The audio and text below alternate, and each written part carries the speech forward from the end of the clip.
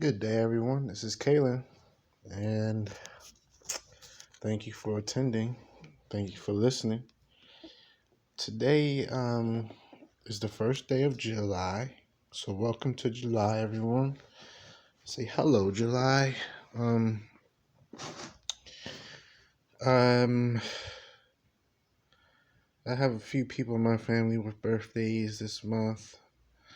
It's going to be a hot month. I hope you guys are preparing well. Hope you're staying cool, drinking your water, getting a little bit of sodium in your body because your body sweats more in the summer, so you're losing more salt and more sodium at a much more rapid pace than you normally would in the colder months. So if your body can handle a little bit of sodium, make sure you get some sodium and make sure you get some water into your system so you balance yourself out. Keep yourself balanced in the summer, and I hope you enjoy it. We got a long one ahead of us.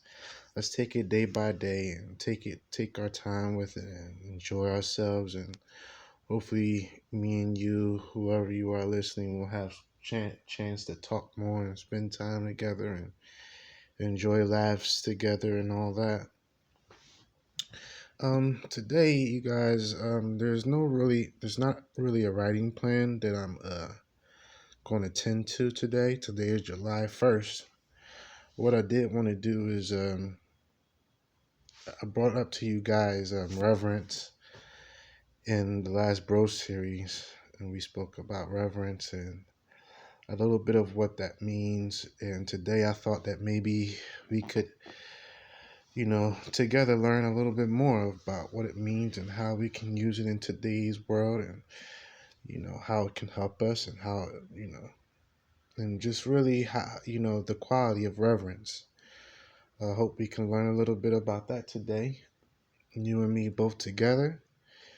And, but to start it off, I consider these three things that go together. I consider most of the time reverence, discernment, and mercy. Um, and of course, compassion. If you want, you know, if you have mercy in there, compassion is a nice word to go along with it. So I guess those four things, um, for the most part, I consider a package deal. I think you should, if you have one, you should go ahead and get the other. You know how when you're shopping online, they have people also bought this item with this or suggested items to purchase as well. So I suggest, if you're practicing reverence, that you practice compassion, mercy, and discernment.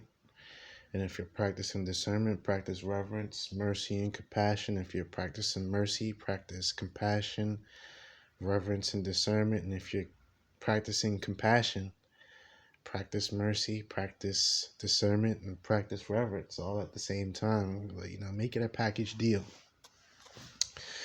And so you can really get a grasp of it because, and when I'm saying this and I'm saying you, I'm saying you, Kaylin, as well.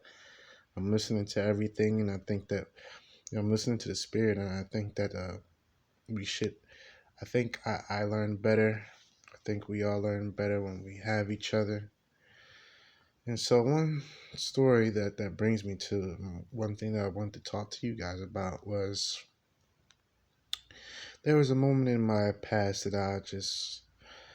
I'll forever be grateful for. I'll never regret, regardless of how it turned out. Um, there was just a moment in my professional past where I had an opportunity to coach a basketball team, and how it all started was it really started through faith, hope, and love. One day, Jesus spoke to me and he told me, hey, the faith, hope, and love, I want you to keep this with you. And I want you, he also said to me, to share, to really learn the stories of faith, hope, and love, and really learn the stories of perseverance, character, and hope. And because I need you to share that with other people. He told me that, and so I took heed to it. I took a heart to it, and I really understood what it was. But to continue on further, um, I was after school one day because I was a substitute teacher about 6 7 years ago. That this at this period about 6 7 years ago, what I was doing is I was a substitute teacher at the time, and I stayed after school, and there was a girls' basketball game going on at my school in the gym, and I had a decent turnout. And before I walked into the gym, I heard what was going on. But before I walked into the gym, a colleague of mine walked out, and she kind of just looked at me, and I looked at her, and she looked at me. I got the sense that she was saying, whatever's going on in there, you should be a part of that. You should be doing that.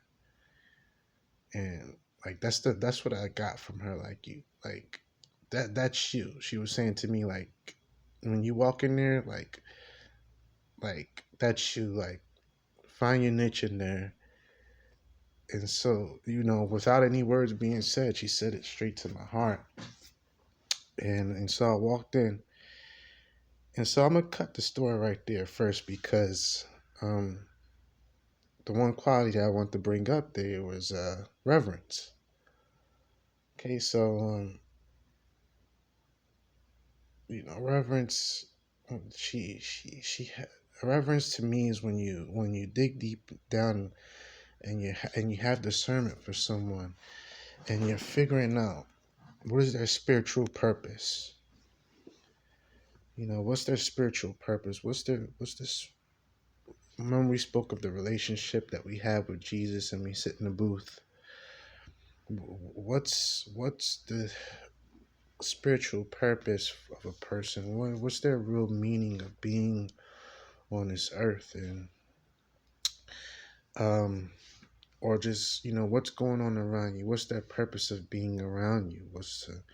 And so I think at that moment, my colleague had reverence for me, and I had reverence for her, and what she was speaking to me spiritually, and to where she could see in me that when I walked inside the gym, my life was going to change, and that's surely what happened. So I walked inside the gym, and I took a look around, and it was a girls' basketball game going on. It was my team against another school's team. It was a couple blocks down the street,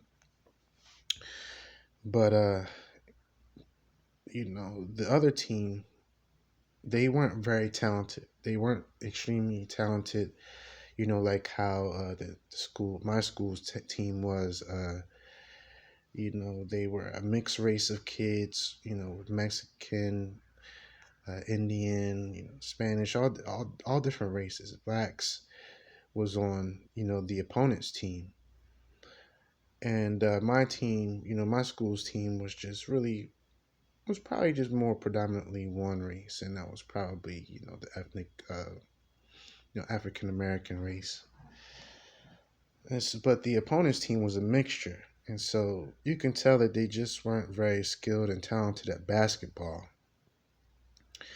But they did contain some qualities throughout the game, and they were getting blown out. My school was blowing them out by like 20, 25 points, and this was a little leagues girls basketball team. But one time, one of the girls on the opponent's team got fouled, and she had to, take a trip to the foul line, and shoot a couple free throws. And as she was shooting some free throws, her name is Autumn, by the way.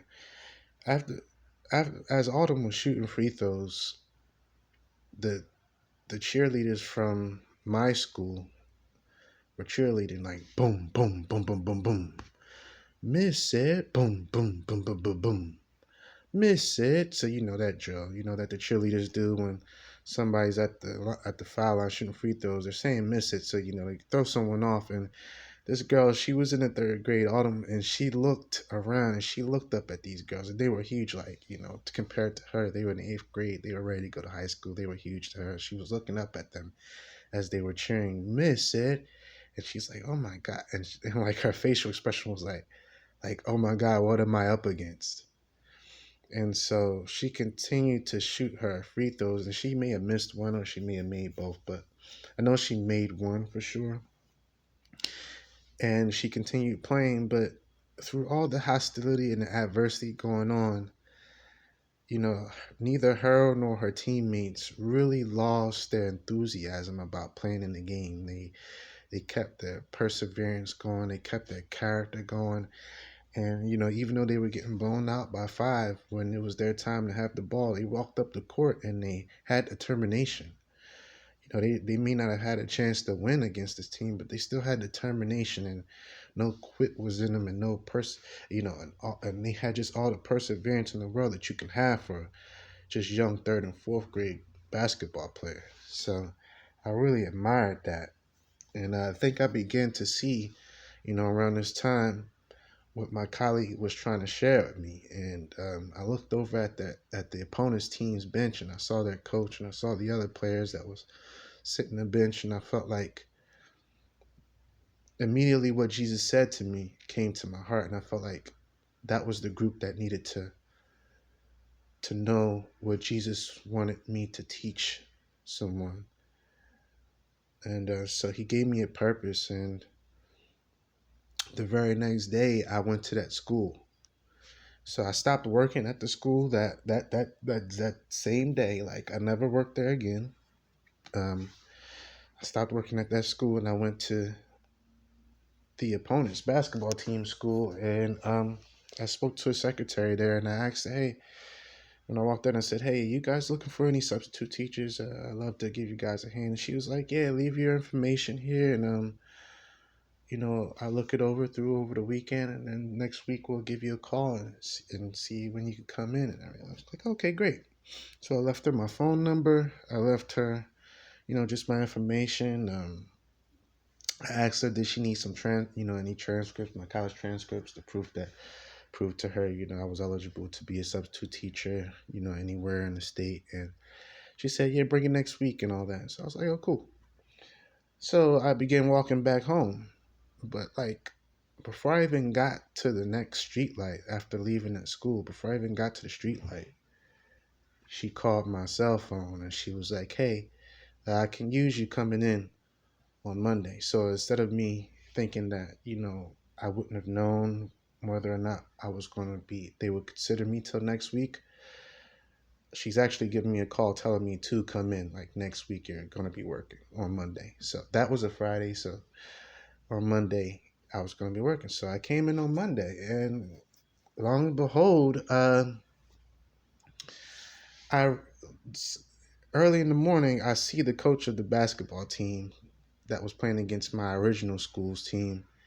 And I asked her, I said, "Hey, Lori," I said, "Hey, aren't you the basketball coach for the Starcats?" And she said, "Yeah, I'm Lori." I said, "Oh, okay. Hey, Lori, do you mind if do you need a hand with the team?" And she was like, "Sure, come on down, help us out at the gym after school at 3 o'clock." And I was like, "Oh, great, sure, I'll see you then."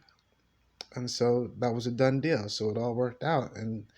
But it wasn't over yet. That was in the morning. And so as the day went on, about 1 o'clock, where many of our teachers are taking their lunch breaks, I ran into Lori again, and she's like, "Hey, Kaylin, you know what? I actually need you to come down to the gym and head the practice because I have to go pick up my daughter after school." And like, I was like, "Wow, are you sure?" I was like, "Okay, no, not a problem. I'll be there at 2:45." But I'd like for you to also come down there to introduce me to your team, Lori." And she said, "Okay, sure, I'll meet you down there after school, but I can only sit around for a couple minutes. I gotta, pick my daughter up from her school." And I was like, "You got it." So how about that? Like, I end up turning into somewhat of a head coach just my first day of interacting with this woman and her team. And so after school, I head down to the gym and I see the girls, they're already there. I say, hey, you guys, I actually, like, I think I subbed maybe one or two of them that day. And so they kind of knew who I was already. I said, hey, you guys play basketball? Yeah, yeah, yeah. And all that. I was like, I missed the Waters. And, maybe one or two of them knew who I was. So they were like, hey, and, any school I teach at, I immediately become the most popular, the best teacher there. So this was another case of that.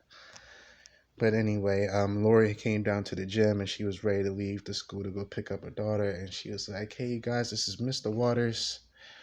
He's going to be coaching you guys today, at least for, while I go pick up my daughter and everything. And so I began, as she was still sticking around, I began to say what the Lord wanted me to tell someone. And I began talking about, I say, hey, you guys, I saw you guys' game last week, and I know y'all got blown out, but there's just some qualities that I looked at when I saw you guys, and I said that you guys have these qualities, and I thought I should come here and share this with you. And so I'm talking to my third and fourth grade basketball team, and I tell them about perseverance and character and hope. And I said, you guys have perseverance. And I gave them an example of how they had perseverance, because I watched the whole game. And I said, hey, remember, Autumn, when you were at the free throw line and you were cheering against all that adversity that you were up against, and how you still, you know, you guys never let it irritate you? That's perseverance. And I explained to them, you guys have character. That brought about character, and I gave them an example of how they had character. You still helped one another up off the floor. You still helped the other team after it was all said and done. You said good game, and you weren't pissed off, even though you may have been treated unfairly in the game or however. And I said, you guys also have hope, because look at you. You're here today and you want to practice, and you're going to give it another shot against another team the next game. It's not like you quit. You guys may have suffered the worst loss ever, but you guys still have hope, and you quit. You don't have any quit in you, so that's hoping. And I told them, I basically said the whole Bible verse to them, and I sort of told them how hope can never disappoint you. Because the Holy Spirit has been poured out within our hearts. And I actually was saying this to her and the team. And as and when I moved on to Faith, Hope, and Love, she knew that it was okay for her to go get her daughter. She knew that she was leaving the team with a decent dude, and they'll be led in the right direction. So she went ahead and gone. But I continued on with Faith, Hope, and Love, with the Faith, Hope, and Love session 101. And that God wanted me to share with them. And I told them about faith, hope, and love, and how they all have faith, hope, and love. Being children of God, you operate like this. And when I said that to them, guys, I don't know if you're familiar with playing online video games like PlayStation, Xbox, or whatever, but when you're online playing video games with a couple friends, if you get disconnected, or they all seem to get disconnected, you'll see how, like, there's no more life in the players that they were controlling. The avatars that they were controlling, it's not like there's no more life in it, but they're not being controlled by them anymore. If you get disconnected, they're just kind of wandering around. And after I said faith, hope, and love to them, it was a bit of niche of that. Like, it's like they totally understood what I was saying, and they walked to the court all together, all in unison. And then they turned around and looked at me, like, as if they were ready to go, like they were ready to practice. And so what's very important here is that it is reverence, and really understanding. If I can get into in this book here for a minute.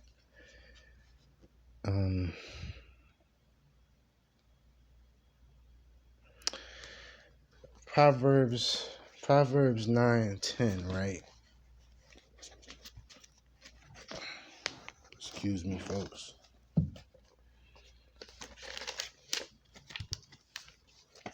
my pizza. Proverbs 9 and 10.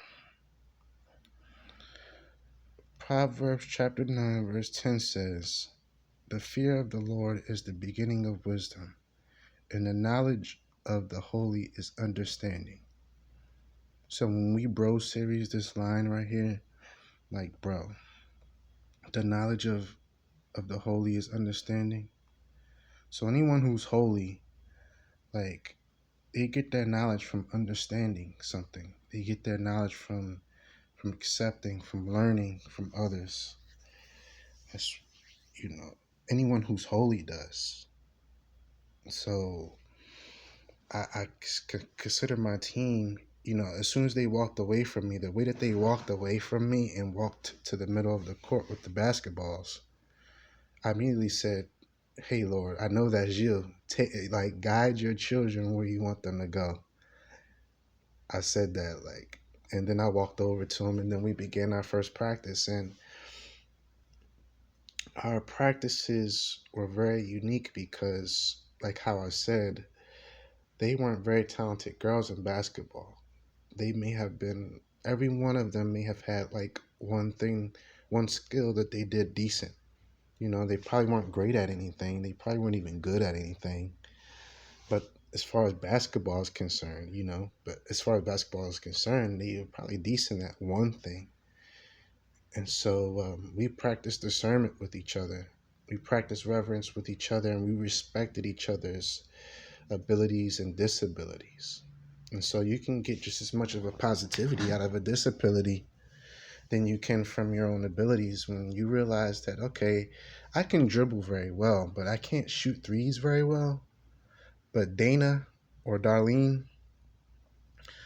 or Autumn, they can shoot really good. So if I'm a seller, I might be able to dribble very well, but I need to practice on my shooting. When the time comes, I'm going to dish it out to Yeftai because she's a great shooter. I don't have to do everything on my own. I can always have reverence and discernment for those who are around me and dish the ball out, and dish it out to someone else and understand that at this point in time, I've maxed out my abilities. But I'm now even more capable when I've accepted and understood my neighbor's abilities. And that's what our practices were consisted of. We never really practiced. We would walk through our game plan like one time, and then that was it. Like I told them about rebounding and, the importance of rebounding and being able to get back up off the floor. And we walked through, our game plan centered around rebounding one time, and that's how we practice. And everything else, we were just really concentrating on our capabilities. Discounting our disabilities and counting on our capabilities. Everything that we were great at, we worked at, and and we accepted. And the more and more that we worked with each other with our abilities, the more and more we knew, like, wow, like, she's amazing. She's an amazing dribbler. This person, she's an amazing passer. Gigi, she's a hustler. Dana, she has so much passion and hustle. Darlene, she's so sophisticated and proper and technical on the basketball court. These things, the more and more we just paid attention to what we could do well, the more and more that just became what our team was. And the very first game we played, we won, and we won in a good fashion. It wasn't like how it used to be. We won in a pretty decent fashion, and so we moved on. We moved on to the playoffs, and I was just so excited, about the team and how we were growing. And one day in school, Lori came up to me again, the coach, and she said, "Hey, Kaylin," she's like, "the girls, they're falling in love with you." And like when she said that to me, it like instantly melted my heart because I spent so much of my time, that month when I was there working, just thinking about the girls and thinking about our basketball team and how we can be better and, just really just appreciating them accepting me. And then when she hit me with that, around lunchtime, uh, it really melted my heart and I loved her for it, and I loved the team afterward. I just to this day I still remember it. But so I continued to get the team ready, and we made the playoffs. And so, but one day before the game, before the championship, I was sitting up all night, man, like just thinking of different game plans and different plays and stuff like that. Just different ways to help the team just be 100% ready, not doubting. So prepared that we don't have a single doubt in our minds about anything. And then it just came a time where I was like, okay, I think it was like 4 or 5 in the morning. I'm like, and I got to get up to go to work in about 2 or 3 hours. I'm like, all right, you know what? I think I've done enough preparation. I'm gonna try to lay down, get 2.5 hours of sleep, man, and do this. And as soon as I laid down, the Lord came back to me again, and He said, Kaylin, because I was thinking in my head, I was thinking, all right, I'm thinking about this play. When I laid down, I'm thinking, all right, let's play. Call this play number 5, and this, and that. So if you get what I'm saying, I'm starting to get X's and O's with it, more X's and O's with it at this time than I am spiritually. But the Lord gauged me again, and He came back to me, and He said, hey, Kaylin, you know, play with perseverance, and I will make you champions in heaven. And so that meant so much to me, and it meant a couple things. Because He didn't say if you play with perseverance. He said to play with perseverance, meaning that you're going to play with perseverance. Like it's a commandment from the Lord. Like He didn't give me a choice. Like you're playing with perseverance tomorrow. So He's like, play with perseverance, and I will make you champions in heaven. And so that made me feel great because there's no one who speaks better than the Lord, than Jesus, and than the Heavenly Father, and through the Holy Spirit. He can't communicate with you even better. So it meant so much to me. And then, but it also gave me a mixture feeling, because me and my flesh, and wanting the girls to be rewarded so much for their work and their dedication and their commitment to just the word and what Jesus has given them.